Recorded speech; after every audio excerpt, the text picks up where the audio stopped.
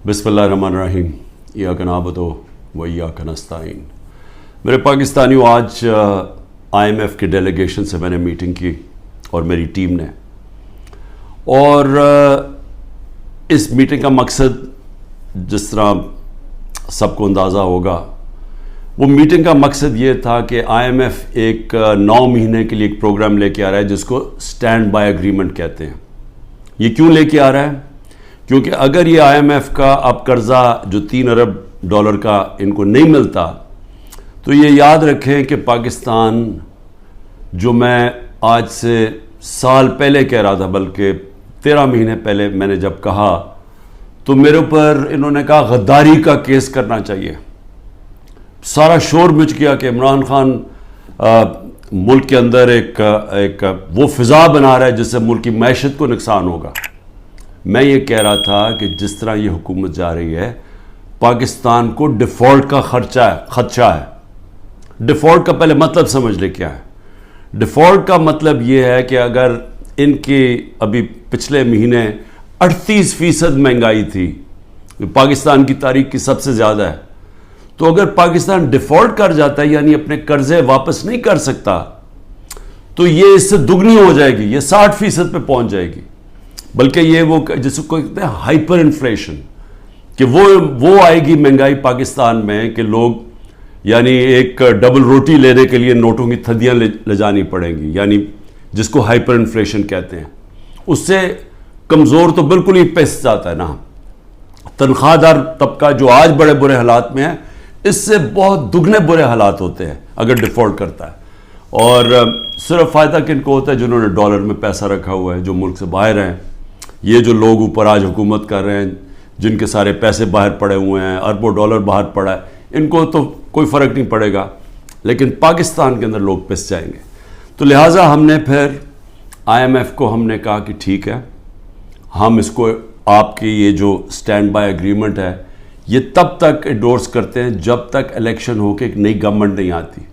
जो नई गवर्नमेंट आएगी, ज़ाहिर है वो अपना फिर से अपने प्रोग्राम के तहत IMF से बातचीत करेगी। लेकिन सिर्फ मैं एक चीज़ कहना चाहता हूँ आज, कि यही जब हमें मुश्किल पड़ी थी FATF के ऊपर, FATF की हमें ब्लैक लिस्ट पे हमें खदशा था कि हमें डालने लगे हैं। हमें पार्लियामेंट के अंदर एक कानून पास करना था। तो जब हमने ऑपोजिशन को कानून पास करने का कहा, क्योंकि अगर ब्लैक लिस्ट पे आ जाए तो वो भी पाकिस्तान में सैंक्शंस लग जाती हैं, वो फिर वही हालात बनने शुरू हो जाते हैं जो कि एक डिफ़ॉल्ट से होते हैं, यानी फाइनेंसिंग ख़त्म हो जाती है बाहर से, उस चीज़ें महंगी हो जाती है, महंगाई होती है, गुर्बत बढ़ जाती है। तो उससे बचने के लिए हमने वो लेजिस्लेशन पास कर रही थी असेंबली में।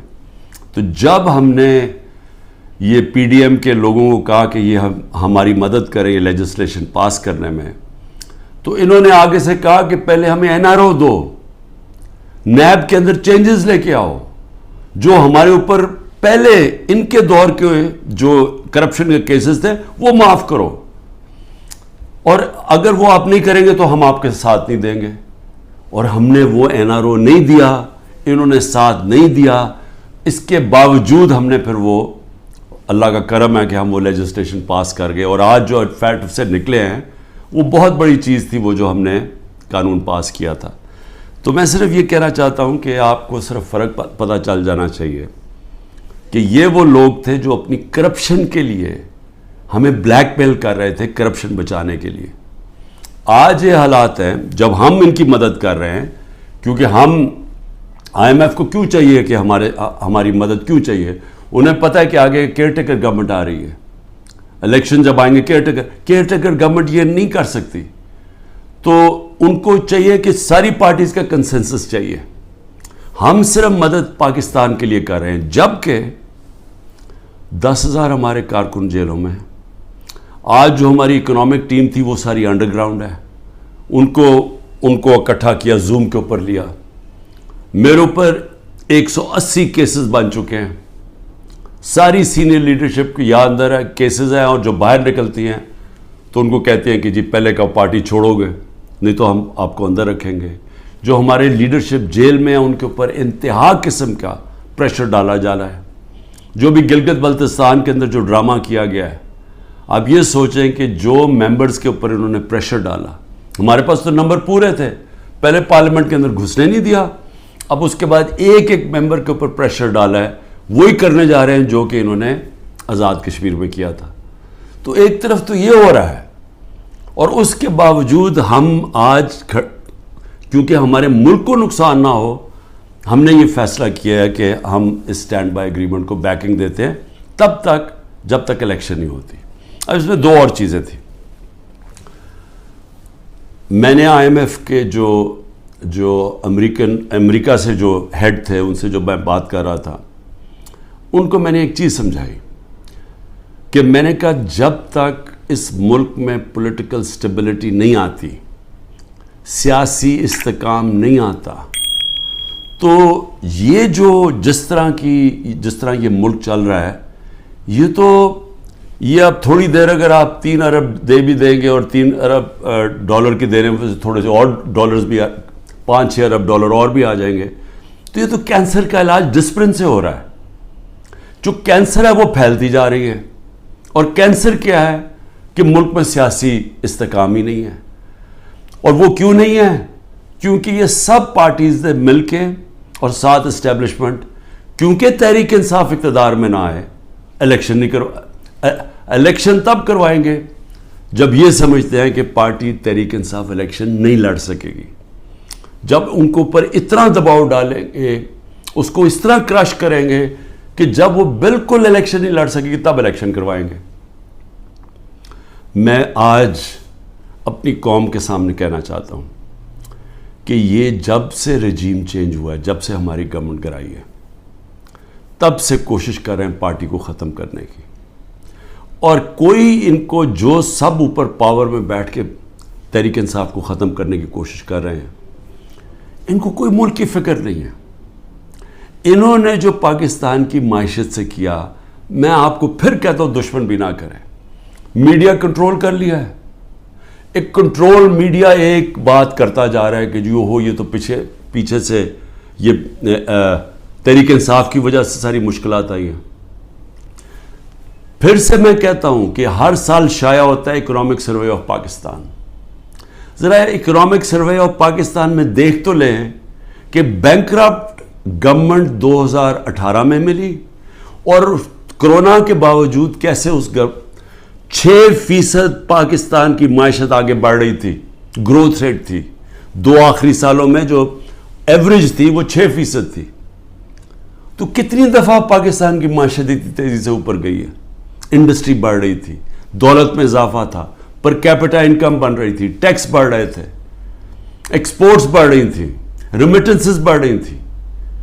تو جب ایک ملک ترقی کر رہا تھا, اس گورنمنٹ کو گرا کے جس کو لے کے آئے ہیں, انہوں نے کیا ہے, انہوں نے ان کی جو پالیسیز تھیں, اور یہ ہمیشہ ہی ملک بینکرپٹ چھوڑ کے گئے ہیں. 99 میں بھی جب یہ نون لیگ گئی ملک بینکرپٹ تھا, 2018 میں بھی بینکرپٹ کر کے گئے, اور پھر آتے ساتھ ہی ایک اکانومی جو چل رہی تھی اس کو بینکرپٹ کر دیا. انہوں نے کیا انہوں نے پہلے بھی جب ایکسچینج ریٹ کو زبردستی روک دیا جب 2018 میں, تو ایکسپورٹس گر گئیں. انہوں نے روپے کو جب اوپر رکھا جو اس کی مارکیٹ ویلیو نہیں تھی, تو اسے ہوا کیا, امپورٹ سستی ہو گئی, ایکسپورٹس مہنگی ہو گئی, ایکسپورٹس گر گئی.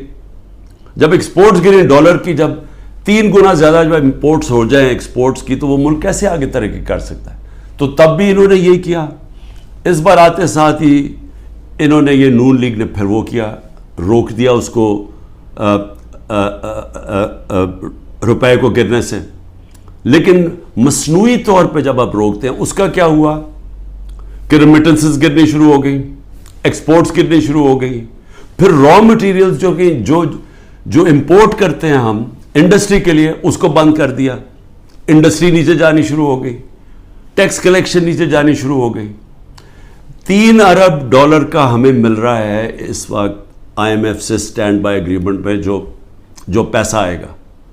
7 ارب ڈالر صرف 1 سال میں پاکستان کو نقصان ہوا ہے ایکسپورٹس کی کمی میں اور ریمیٹنسز کی کمی میں. ریمیٹنسز کی کمی میں کیوں ہوا کیونکہ اتنا فرق پڑ گیا مارکیٹ میں، روپیہ کی قدر کدھر چلی گئی اور آفیشیل کدھر تھی کہ لوگوں نے بینکوں کے تھرو پیسہ نہیں بھیجا، دوسری طرح پیسہ بھیجنا شروع کیا، ہمارا ریمیٹنسز کم ہو گئی اور ایکسپورٹس کم ہونی تھی. جب انڈسٹری کے اوپر انہوں نے را مٹیریل بند کر دیا، ایکسپورٹس کم ہو گئی.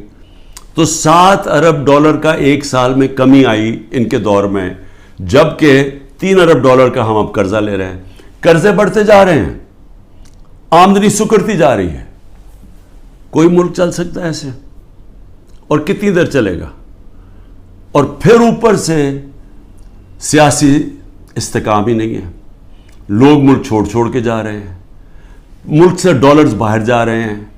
جب پروفیشنلز بھی باہر جا رہے ہیں اور ڈالرز بھی باہر جا رہے ہیں تو آگے کیا رہے گا مستقبل پاکستان کا؟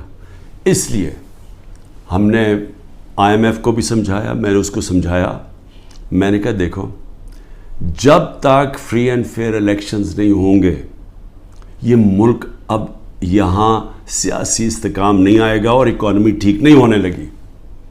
لیکن بدقسمتی کیا ہے کہ حکومت دوسری، یہ جو پالیسیز ہیں جو پاور میں بیٹھے ہیں وہ دوسری طرف جا رہے ہیں. بجائے صاف اور شفاف الیکشن کروا کے ایک سیاسی استحکام آئے، ایک ایسی حکومت آئے جو پبلک کی ووٹ سے آئے، پبلک کے مینڈیٹ سے آئے، 5 سال کے لیے آئے، وہ پھر مشکل فیصلے کرے. مشکل فیصلے کا مطلب اصلاحات کرے. اصلاحات تب ہوتی ہیں ملک میں جب پبلک ایک گورنمنٹ کے ساتھ کھڑی ہو، اعتماد رکھیں گورنمنٹ میں، تب مشکل فیصلے ہوتے ہیں. جب وہ گورنمنٹ ان کو کہے کہ یہ ہم اس ملک میں سرجری کر رہے ہیں، یہ ہم اصلاحات کر رہے ہیں، آپ کو شروع میں تکلیف ہوگی لیکن بعد میں آپ کے حالات بہتر ہو جائیں گے. لیکن وہ گورنمنٹ کر سکتی ہے جس کو پبلک اس پہ اعتماد رکھے. اب ان کے اوپر کس نے اعتماد رکھنا ہے؟ کیونکہ جو انہوں نے کہا کہ جی میں 200 سے کم روپیہ کروں گا، آتے ساتھ اس نے کہا ڈالر کم کروں گا، پہلے تو کہا 100 سے کم کروں گا، یہ سارے انہوں نے نعرے مارتے رہے. ہم مہنگائی کم کریں گے، مہنگائی بھی تاریخی، روپیہ بھی تاریخی طور پہ نیچے گرا. اس کے علاوہ جو انہوں نے وعدے کیے سب کے سامنے ہیں کہ کدھر کھڑے ہیں، لوگوں کے آج حالات کیا ہے. تو اب ان کے اوپر تو اعتماد آنے نہیں لگا. جو کوشش کی جا رہی ہے انجینئرنگ کی، وہ یہ لوگ پھر واپس آ جائیں گے. تحریک انصاف کو کوشش کی جا رہی ہے کہ اس کو ختم کیا جائے. تو اس سے تو سیاسی استحکام نہیں آنے لگا اور اس سے تو آگے کوئی ملک کا مستقبل ہی نظر آ رہا. تو لہٰذا ہم نے ان کو یہ ضرور کہا کہ دیکھیں جو آئین کہتا ہے، آئین کے مطابق الیکشن کروائے جائیں. آئین جو فنڈامنٹل رائٹس، بنیادی حقوق کی حفاظت کرتا ہے، وہ اس کو امپلیمنٹ کیا جائے. کیونکہ آپ صرف اگر پیسے دے ہی دیں گے، پھر سے میں کہہ رہا ہوں کینسر کا علاج ڈسپلن سے ہوگا، تھوڑی دیر کے لیے فائدہ ہو جائے گا. کینسر تو پھیلتی جا رہی ہے. کینسر تو تب ختم ہوگی اس ملک میں کاٹ کے جب نکالی جائے گی، جب ایک مینڈیٹ والی پبلک کی بیکنگ سے گورنمنٹ آئے گی. وہ مینڈیٹ اس کے پاس ہوگا، وہ پھر ایک وہ سرجری کاٹ کر کے جو اس ملک کے اندر جو غلط چیزیں آ گئی ہیں، جو ہماری ملک کے اندر اصلاحات چاہیے ہیں، جو مشکل فیصلے چاہیے ہیں، جو رول آف لا، قانون کی بالادستی قائم کریں تاکہ ملک میں باہر سے انویسٹمنٹ آئے. سرمایہ کاری ہوگی تو دولت کے اندر اضافہ ہوگا. وہ دولت میں اضافہ ہوگا تو ٹیکس، یہ جو قرضے واپس کریں گے. وہ دولت میں اضافہ تو ہونے نہیں لگا اگر یہ جو آج جنگل کا قانون ہے. تو وہ سب کچھ اکٹھا جاتا ہے. سیاسی استحکام، اس کے بعد اصلاحات میں سب سے پہلی اصلاحات رول آف لا، قانون کی حکمرانی. یہ جو جنگل کا قانون ہے یہ ختم کیا جائے، اور اس کے بعد پھر سرمایہ کاری ہو، اور اس کے بعد اس ملک کے اندر دولت میں اضافہ ہو، اور اس کے بعد ہم اپنے قرضے واپس کریں اور خوشحالی آئے پاکستان میں. لوگوں کو نوکریاں ملیں، بے روزگاری ختم ہو، دولت میں اضافہ، لوگوں کو باہر نہ جانا پڑے. تو وہ تو شروع ہوگا صاف اور شفاف الیکشن سے. اور مجھے جو افسوس ہے اس وقت اور خوف آ رہا ہے کہ ابھی تک جو پر اقتدار میں بیٹھے ہوئے ہیں ان کا کوئی اور پلان بنا ہوا ہے، اور وہ جو پلان ہے وہ پاکستان کو تباہی کی طرف لے کے جا رہا ہے. آخر میں ہم نے IMF کو یہ بھی کہا کہ اس وقت ہمارا جو کمزور طبقہ ہے شدید مشکلات میں ہے، اور اس وقت یہ جو پروگرام آپ دیں اس کے اندر ان کا خاص دھیان رکھا جائے. صحت کارڈ کو کئی کی جگہ ختم کیا جا رہا ہے. یہ ایک اتنی بڑی نعمت ہے غریب لوگوں کے لیے, مڈل کلاسز کے لیے, سفید پوش کے لیے, کہ اتنی مہنگائی کے اندر کم از کم ان کا علاج وہ جائیں تو کم از کم وہ جو ہمارا صحت کارڈ کہ 10 لاکھ روپے تک ان کو کسی بھی ہسپتال میں علاج ملنا چاہیے, اس کو رول بیک کیا جا رہا ہے. اور دوسری چیز ٹارگٹ سبسڈی جو ہم لانے لگے تھے, کہ بجائے آپ سبسڈائز ایسے کریں کہ پٹرول وہ عمران خان بھی اتنی قیمت کا خریدے اور ایک بیچارہ غریب آدمی بھی اتنے خریدے یا رکشہ والا بھی, ایسا نہیں ہونا چاہیے. ٹارگٹ سبسڈی ہونی چاہیے, جو ہمارا پلان بنا ہوا تھا اور ہم پوری تیار کیا ہوا تھا کہ ہر طبقے کے لیے جو نچلا طبقہ ہے اس کی حفاظت کی جائے, اور جو پیسے والے لوگ ہیں وہ اتنا جو پیسے دے سکتے ہیں وہ پوری قیمت دیں. لیکن اگر آپ کم قیمت کریں گے تو سب کے لیے وہ قیمت نہ ہو. نچلے طبقے کو سستی دیں اور جو پیسے دے سکتے ہیں وہ پوری قیمت دیں, جو ساری دنیا میں ہوتا ہے. یہ پلان بھی بڑا ضروری ہے نچلے طبقے کو موجودہ مہنگائی سے ان کی حفاظت کرنے کے لیے. یہ بھی ہم نے اپنی بات کی ہے, ہوتا یا نہیں میں نہیں جانتا. آخر میں صرف اپنے پاکستانیوں کو کہنا چاہتا ہوں کہ دیکھیں, آپ سب کے لیے بڑا ضروری ہے سمجھنا. آپ یاد رکھیں کہ اگر یہ پولیٹیکل انجینئرنگ کے تحت اسی طرح ایک فراڈلنٹ الیکشن سے, جس طرح کہ یہ سندھ میں ابھی الیکشن کرواتے ہیں, اگر اس طرح کے الیکشن سے یہی لوگوں کو واپس لے کے آنا ہے اور ملک کی سب سے بڑی جماعت کو کونے پہ لگانا ہے, ختم کرنے کی جو کوشش کی جا رہی ہے, اس سے سب سے بڑا نقصان پاکستان کی عوام کو ہے. اور 14 مہینے میں جو نقصان ہو چکا ہے, یہ مزید اور زیادہ نقصان ہوگا. یہ برداشت کر سکتی ہے قوم یا نہیں؟ میرے خیال میں یہ نہیں کر سکتی. میرے خیال میں یہاں ایک ایسا حالات ہو جائیں گے جو سب کے ہاتھ سے باہر نکل جائیں گے, جیسے سری لنکا میں حالات ہو گئے تھے. اور عجیب چیز سن رہی ہے کہ سری لنکا کے آج ہمارے سے بہتر حالات ہو گئے ہیں. یہ بھی آپ ذرا آپ کو دھچکا لگے گا سن کے. پاکستان پائندہ.